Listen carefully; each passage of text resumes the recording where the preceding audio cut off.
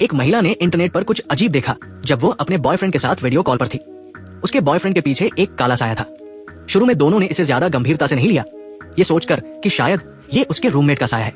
लेकिन कुछ सेकंड बाद वो काला साया अचानक आगे आया और उसके बॉयफ्रेंड की जान चली गई। स्क्रीन पर हत्यारे का चेहरा भी साफ नहीं दिखा। डेजी अपने बॉयफ्रेंड के लिए कुछ करना चाहती थी, लेकिन वो डजन्स किलोमीटर दूराग में थी। अगले दिन तक उसका बॉयफ्रेंड ताबूत में था और रिश्तेदार और दोस्त उसे देखने आए। उससे पूछने लगे कि कल क्या हुआ था, लेकिन डेजी ने रहस्यमयी तरीके से कहा कि ये एक डरावना आकृति थी जो हर जगह थी। उसने कैमरा निकाला और कहा कि केवल कैमरा ही इसे कैद कर सकता है, लेकिन चारों ओर देखने के बाद भी फोन में वो आकृति नहीं दिखी। सभी ने सोचा कि डेजी शायद ज्यादा तनाव में है या डर गई है, लेकिन सच तो ये था कि ये अजीब घटना महीने पहले शुरू हो चुकी थी। उसने घर पर एक वीडियो रिकॉर्ड किया था और जब उसने उसे देखा तो दरवाजे के पीछे एक काला साया दिखा।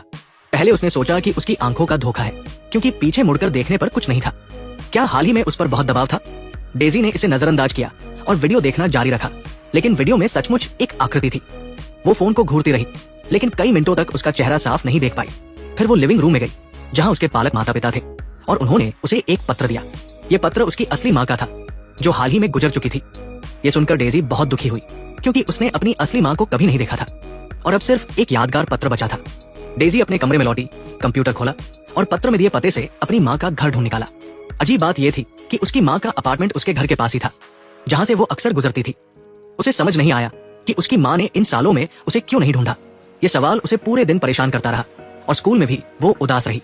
स्कूल से घर लौटते वक्त कुछ अजीब हुआ। उसके ईयरफोन में डरावनी रोने की आवाज आई। डेजी उस आवाज का स्रोत ढूंढने लगी, चारों ओर ध्यान से सुनने लगी, लेकिन वो ये भूल गई कि उसकी माँ का अपार्टमेंट ठीक पीछे था। अब न सिर्फ रहस्यमयी काला साया था, बल्कि एक अजीब और डरावनी रोने की आवाज भी थी। डेजी पार्क में बैठकर सोचने लगी कि ऐसा क्यों हो रहा है, और अनजाने में अपने फोन में कुछ और अजीब चीजें देखी। न सिर्फ उस दिन घर पर रिकॉर्ड किए गए वीडियो में काला साया था, बल्कि रोजमर्रा के वीडियो में भी ऐसा कुछ दिखा। ये काला साया जैसे उसका पीछा कर रहा था। डेजी को बेचैनी होने लगी और वो हर जगह सावधानी से देखने लगी। फिर जब वो अपने बॉयफ्रेंड से वीडियो कॉल पर बात कर रही थी तो वो काला साया हरकत में आया। डेजी असहाय महसूस करने लगी और अब उसका बॉयफ्रेंड भी मर चुका था। उसे डर था कि वो साया अब उसे निशाना बनाएगा, इसलिए उसने फोन को कैमरे की तरह इस्तेमाल करना शुरू किया। उस साये के आने का इंतजार करने लगी ताकि तैयार रह सके। अब सबके फोन की बैटरी कितनी है कमेंट में बताएं। एक ही बैटरी प्रतिशत वाले दोस्त बन सकते हैं, लेकिन थकान के कारण उसकी आंखें बंद हो गई और वो सपनों में खो गई। जब वो बेसुध थी, कैमरे के दाहिनी ओर अचानक एक आकृति दिखी और रोशनी भी कम हो गई। अफसोस, फोन ने रिकॉर्डिंग शुरू नहीं की। अगले दिन सुबह डेजी जागी तो सब सामान्य था। उसके पालक माता पिता ने सोचा कि वो बॉयफ्रेंड की मौत से दुखी है और उसे बाहर घूमने की सलाह दी। वे उसे उस रात एक पार्टी में ले जाना चाहते थे, लेकिन डेजी का मन कहाँ था। पार्टी में सब खुशी से नाच रहे थे, लेकिन डेजी कोने में उदास बैठी थी। सौभाग्य से उसकी दो सहेलियां उसे समझती थी। जब उन्हें पता चला कि डेजी का पार्टी में मन नहीं है तो उन्होंने उसे घर छोड़ने का फैसला किया। लेकिन रास्ते में फिर कुछ अजीब हुआ।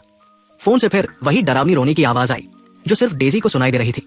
उसे अब यकीन हो गया कि ये आवाज उसकी माँ के अपार्टमेंट से जुड़ी है, वरना हर बार वहां से गुजरते वक्त ये आवाज क्यों सुनाई देती। डेजी बेहोश सी उस ओर चल पड़ी। उसकी सहेलियां डर गई कि कहीं कुछ गलत न हो जाए, इसलिए वे भी उसके साथ उस इमारत में गई और उनका लक्ष्य था उसकी माँ का कमरा।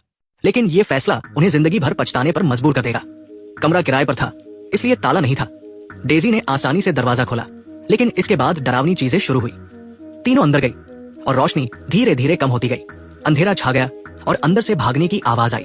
अचानक दरवाजा किसी रहस्यमयी शक्ति से बंद हो गया। दोनों सहेलियां डेजी को बचाने आई, लेकिन दरवाजा नहीं खुला।